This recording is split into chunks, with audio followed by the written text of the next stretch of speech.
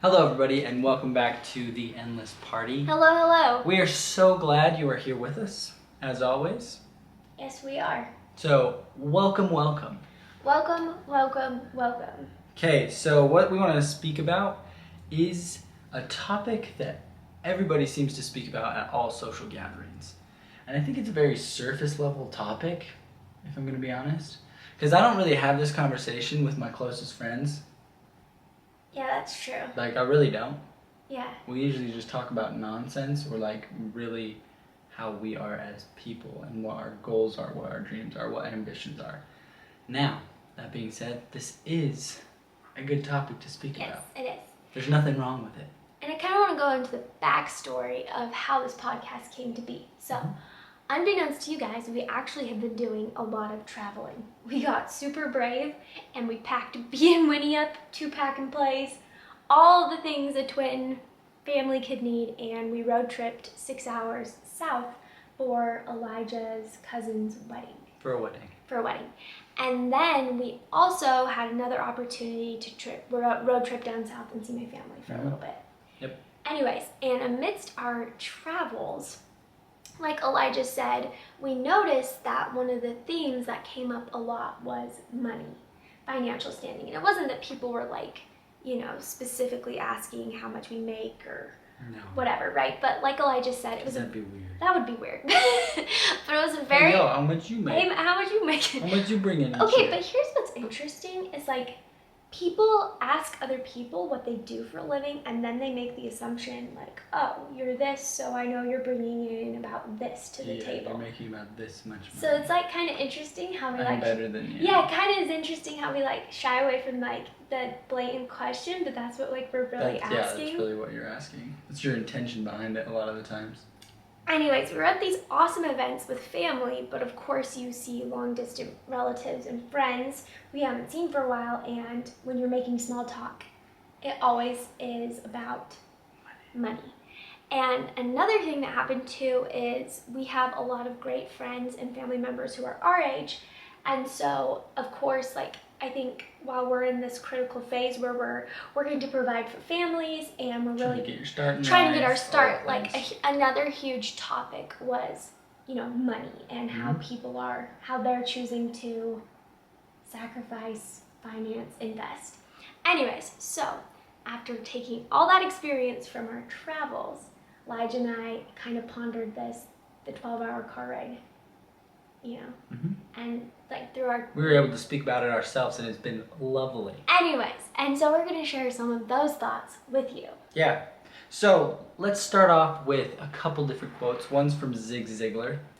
He's just a gem. He's great. That old guy. He has such a cool voice. I like to listen to him talk. He's got like a southern drawl. He has a nice little twang. Like it's pretty nice. If you haven't listened to his speeches, go ahead and listen to them because they're great. You'll hear this quote in his speeches too. He says, "Money is not the most important thing, but when you need it, there are a few substitutes. So while I like the things money can buy, I love what money won't buy. It bought me a house, but it won't buy me a home. It would buy me a companion, but it won't buy me a friend." So, I think that's really, in essence, what we're speaking about today is money is great, and we really like money. Oh, yeah. I think everybody should. Yeah. It's a good thing to have. It's nice to be able to go on vacations and go on trips and go to weddings that we would like to support and see family members and, spend the money on gas and an airplane ticket or whatever it is. That's what money will buy, and that's what's great. But what's more astounding is that money won't buy the meaning, what it means to the couple that's getting married that you showed up to their wedding. Yes. It won't buy the fact that we were there with Meg's family. It won't buy memories. It won't buy good times. It won't buy love. It won't buy any of those things. And so this in no means is saying that money is evil or that it is bad. No. Money is a very good thing, but it is not the best thing that this life has to offer. Yes. And I think too, I just want to also say, like, as parents, we also know there's a responsibility to provide for our kids and we have 2 little girls. Yes, and be financially independent and like they go through 192 diapers in 2.5 weeks. That costs money. We have to take care of them. 38 something at Costco. Right. It's about $40 every About 2 weeks. $40 every It's 2 a, weeks. it's a lot of money. Yeah. Anyways, so I'll share the next quote that kind of ties with Zig Ziglar's. And Elijah actually says this quote a lot. It's actually, I feel like it's one of your top, like, It's one of 10 my or top, 15. It's one of my top quotes. It's Pretty in good. there. It goes, this is by Rita Davenport, and she says, money isn't everything, but it is right up there with oxygen. Mhm. So there we go. Yep. You only really need it when you don't have it. That's very true. We all want and need oxygen. And the same Yes. thing with money. We all want and need money. Unfortunately, not unfortunately, fortunately, unfortunately, that's the world we live in. Yeah. There's this phrase that says, it's very, very common. You probably all heard it. It's like, oh, give me some cold hard cash. Or I need cold hard cash. Yes. I despise this reference because money is not cold or hard. It's soft and warm and nice. And like, there's nothing else like it in the world, you know? And so I think that the cold hard cash reference is very, very foolish. It's not cold or hard. Yes. It's very nice. It's a very good thing to have. But what's kind of interesting about this is like, what are the things that lovely, nice, soft, warm thing can buy? Well, the first example we have is actually it can buy a house. It can buy a nice house. It can buy multiple homes, right? And so what's actually kind of cool is I have a relative who's building a big, beautiful, nice home. The house on the hill, it's literally the dream. It's the dream house. There's like a mini jumbotron inside. Like it's Yeah, a cool like house. he's building his dream house. He's very financially successful and he's doing all these great things. But what's so cool about this is that he's building this big, nice, beautiful home for his family, so that they can enjoy all the best things this life has to offer. You know, they're gonna have a game room, and each of their kids has their own room with a conjoining bathroom, and they have their own gym, and they have all of these great things that money can buy. And then what's pretty cool is that it was actually your dad who talked to your brother about this, and then he told us. And good old Reliable. Austin Babcock. We love Austin. He said, it's good to have money because you can create beautiful memories with your children. And he takes his kids out to get dinner once in a blue moon, but those kids all remember it and they have a beautiful time. It was kind of cool when we went down to visit Meg's family in Utah. Her mother gave me money to go buy him snow cones. And I will remember that experience for my whole life, and probably them too. You know, and it's like, we ended up spending quite a bit of money on snow cones because apparently they're very expensive. But we bought snow cones and it was a great time. Yeah. It was an experience that money allowed us to have. Yes.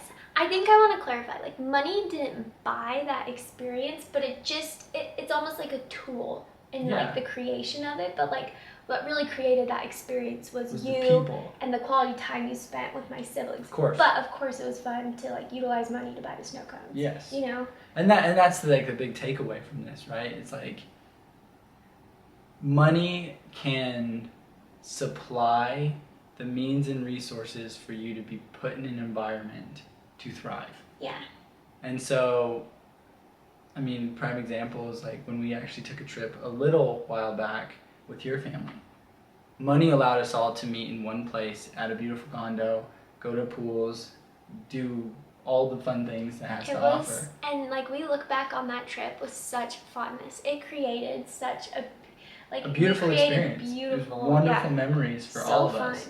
And what's cool is like, money didn't create those memories, but they supplied the avenue for us to begin those memories. Yeah.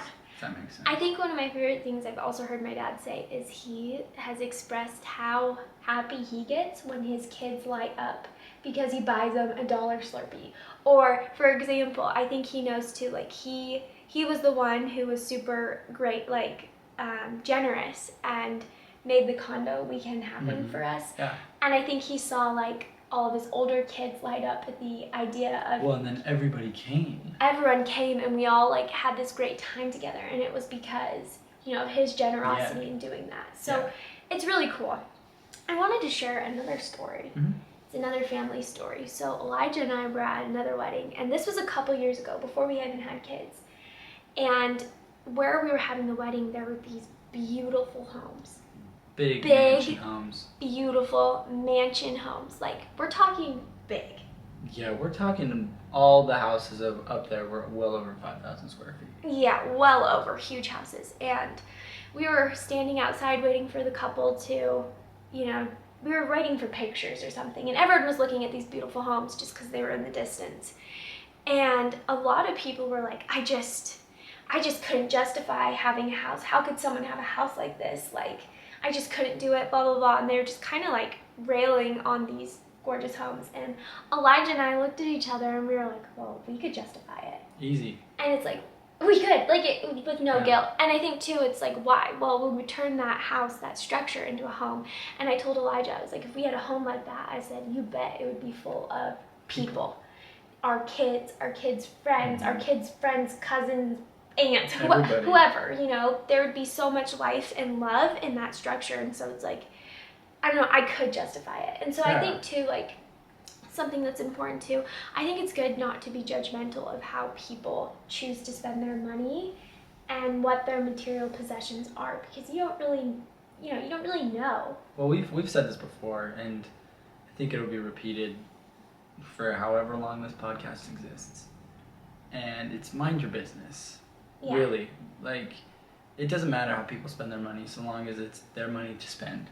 I mean, as long as they're not spending your money, I don't know why you should care. So I don't think it's an issue, right? It's like, great, like if you have a problem for how people are spending their money, you don't have to spend your money that way, which is great.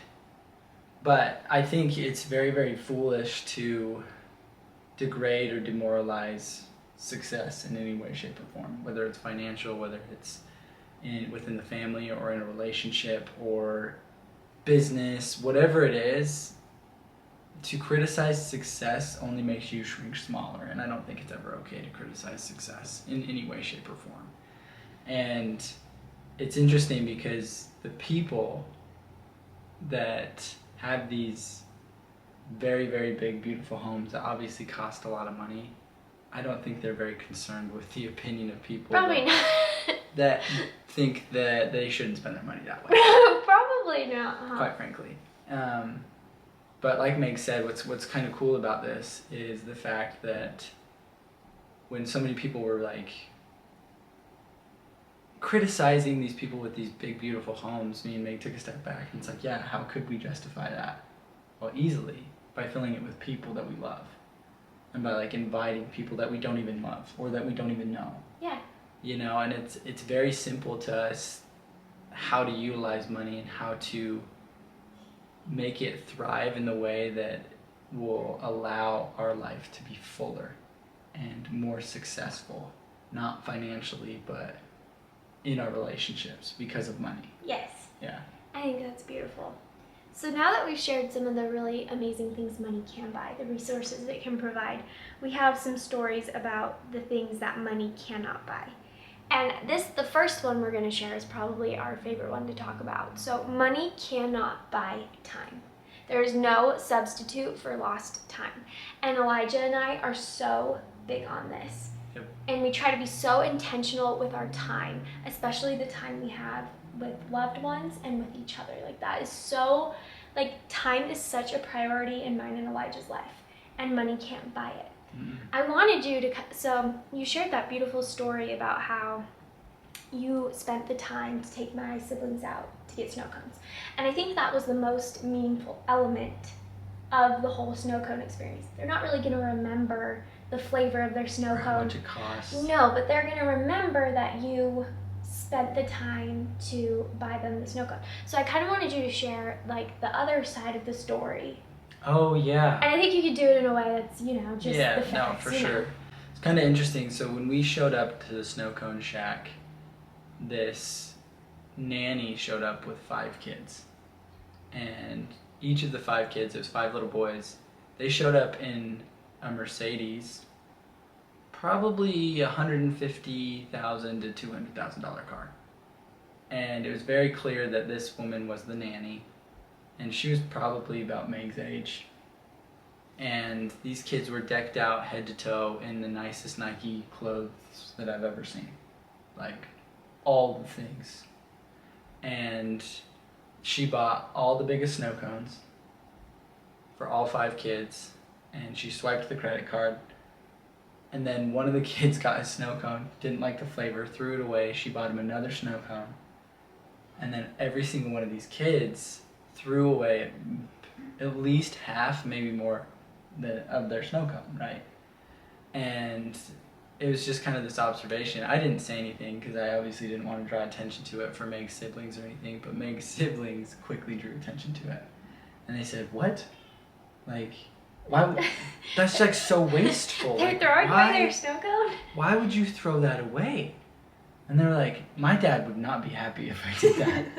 And it was just kind of interesting to see, like, the experience that can happen when you treat money almost the wrong way.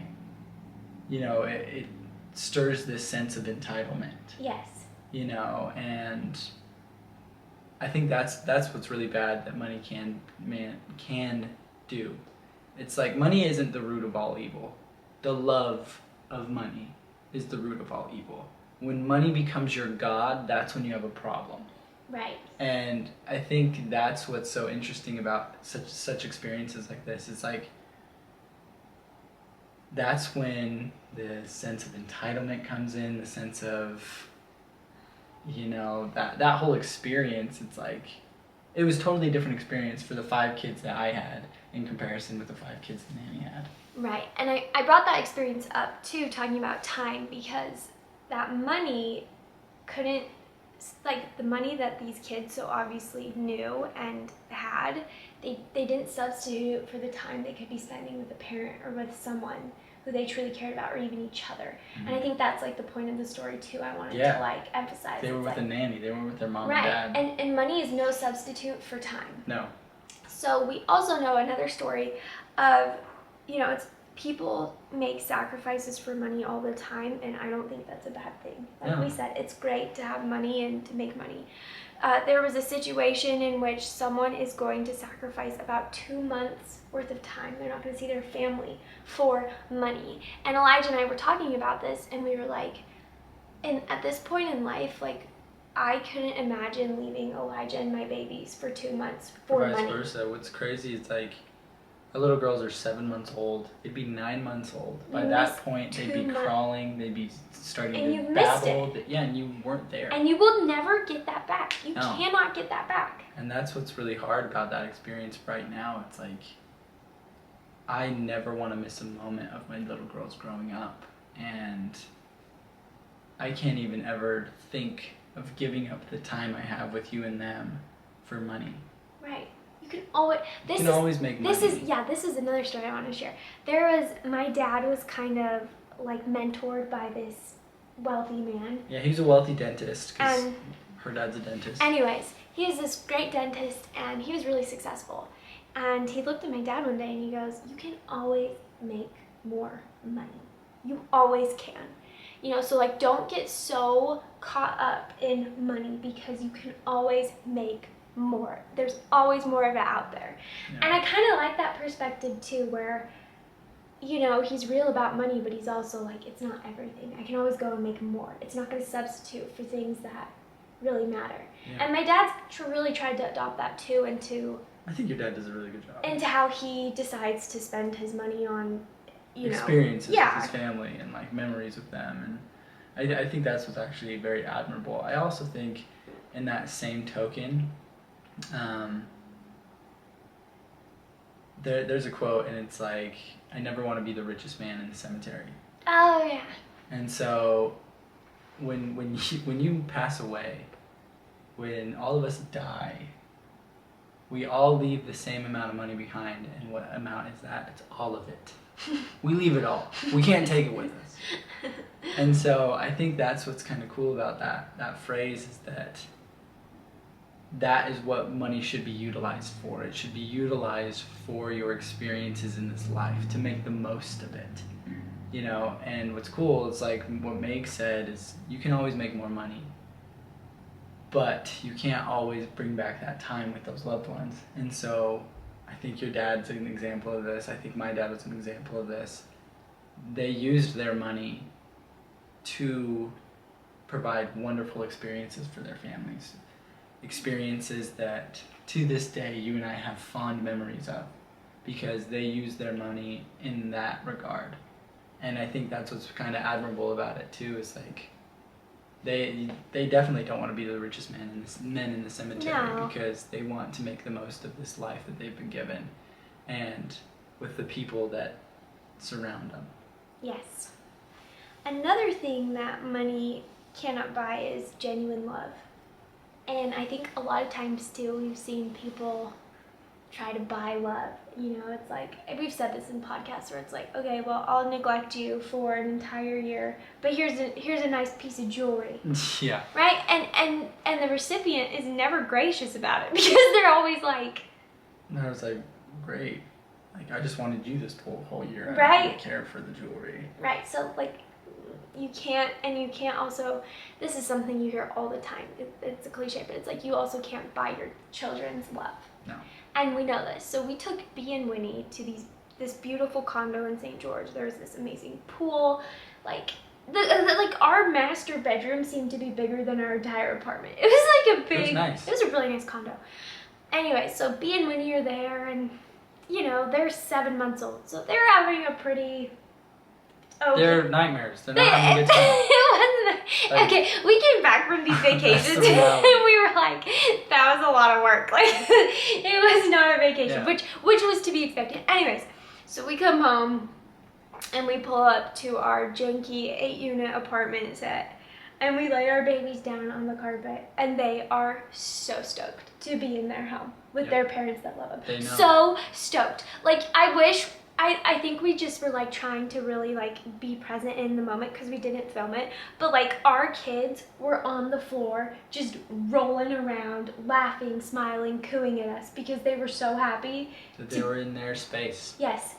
Like, and I think that's what's kind of cool about this too, is like, everybody listening to this podcast, your kids really do not care No. where they live, what they eat, What they're wearing. so long as that they are in a beautiful little home with their wonderful parents that love them. And their needs are met, you know? That's They're all that so matters. happy. You know, I mean, what was kind of cool is I even look back on my childhood. When our birthday came around, my dad would take us to the dollar store, and he said, you could buy 10 things. And we were amped out of our 10 mind. whole things Yeah, we're at like, that "That's dollar a lot store. of things." And we ended up buying all 10 things. My dad spent $10 total on And our it was a birthday, big and it was a deal. big deal. And we were able to just eat junk and like have a good time. And it wasn't this grand extravagant thing. It was just the fact that our dad took us out on our birthday, and he spent $10 on us. It wasn't anything crazy, right? Mhm. But to us, it was special. Why? Because it was our dad wanted to do something nice for us, It's all about the time. and that's what matters. Speaking of time, family, things you can't buy, Yeah, sorry about that. our little friend. Winnie decided to wake up. So that is actually a perfect example as what we were speaking about. We really like the things money can buy, but we love the things money can't buy.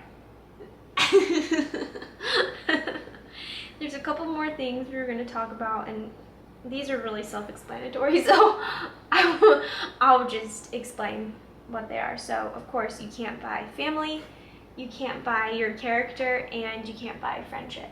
No.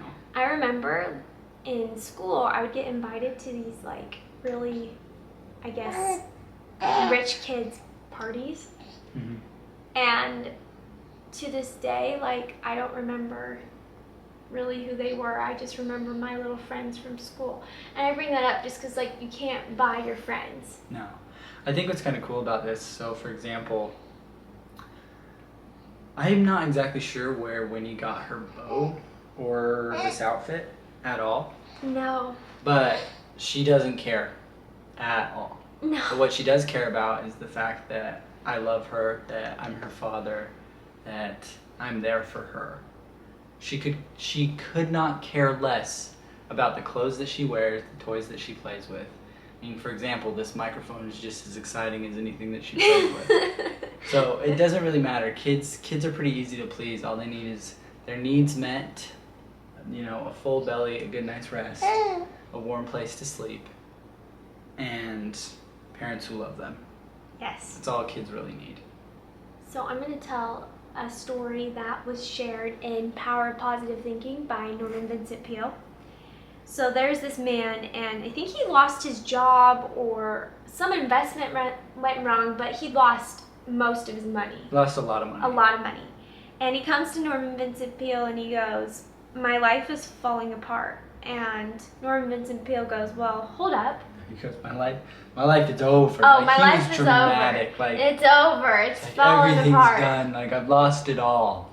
And Norman Vincent Peale, he's like, "Oh my word, your wife, she died?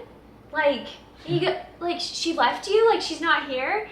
And he goes, No, I have the greatest wife in the world. Like, I love her. Like, we love each other. Everything's good." And Norman Vincent Peale's like, "Okay." He's like, "Well, then your kids, like, Tragically perished? are they sick? Like, what's going on?" He's like, "No, I have the greatest kids in the world. Like, we're healthy. Everything's good." And he goes, "Well, then you're unhealthy. Like, you must be sick. Like, you must be losing your health." He goes, "No, I'm healthy as a horse. Like, I enjoy life." And he goes, "Okay, well, you don't have freedom. You don't live in a land of opportunities." Like, then he starts to understand what Norman Vincent Peale's saying. He's like, "No, I live in America. Like, it's all good." And he goes, "Okay, well, you don't have any friends? Like, you're friendless?" And he goes, "No, I have friends." And then he goes, lastly, he's like, "You don't have a belief in God or..." You're an atheist? And he goes, No, I believe in God." And Norman Vincent Peale looks at him and he's like, "Your life isn't over. It hasn't fallen apart. Like, everything's okay." Yeah. And the man, I like that story because I think a lot of times, we choose to measure our life in the dollar sign. How many zeros are in our bank account? How big is your house? Yeah. How many zeros in your bank account? Yeah, that's what we measure What's our your life. car? It's just not. It's not true. It's not true.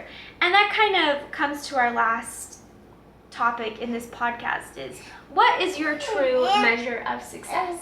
Are you going to measure it in the money that you keep in your bank account, or are you going to measure it in the time you spend with family and the money that you decided to give? What are you What's your true measure of What's success? your measure of success, Winnie? Microphone. No, I think that's what's beautiful about what we're trying to speak about. We want to buy this little nugget right here, wonderful things in this life. We want to give her beautiful experiences. And you can do that with money. And that's why we really like money. But we do not love money because it cannot give us time with her. It cannot give us a relationship with her. It cannot give us the opportunity to grow as a family and have that father-daughter relationship or that mother-daughter relationship. And so we encourage all of you, enjoy money. Enjoy the things that money can buy. Like them, but never love them. And realize that the most important things in life you can't buy with money. Preach, Winnie. Say it, Winnie. Say it. The last things we're going to talk about in this true measure of success is this idea of anonymity and being anonymous. Anonymity. How do you say that? I don't know. Anonymity. Remaining anonymous. Remaining anonymous. And we went to the zoo. We did go to the zoo. We love the zoo. The zoo is one of our favorite Here's places what's to actually kind go. of funny about the zoo. She doesn't care about the zoo at all. We love the zoo. We love the zoo. I mean, the zoo has proven to be one of our favorite family outings. Anyways, and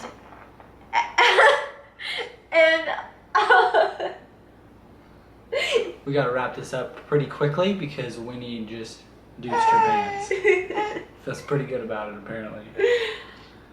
Okay, Anyways. so we went to the zoo and it was the grizzly bear exhibit that we were looking at, and there was these big, beautiful plaques of all the people that donated to the grizzly bear exhibit. And the biggest plaques were the people that donated the most money. Yes. But what was interesting is there was also a plaque that was the same size, and it just had anonymous written at the top. And what I think is pretty cool about that is how gratifying is it to those individuals that know that they donated that and they made a difference, but nobody else had to know. I think it's cool. I think it's cool I think actually it's pretty people astounding. So if you do have lots of money, That's great. enjoy it, but don't make money your god. Don't throw it out for everybody to know how much money you're worth or how much you make. You know, mind your business And I think focus on the things that money can't buy, because that's what brings happiness. look at this. Money can't buy this. Nope. Huh. Any last words, Winnie? And that's it, folks. And that's it.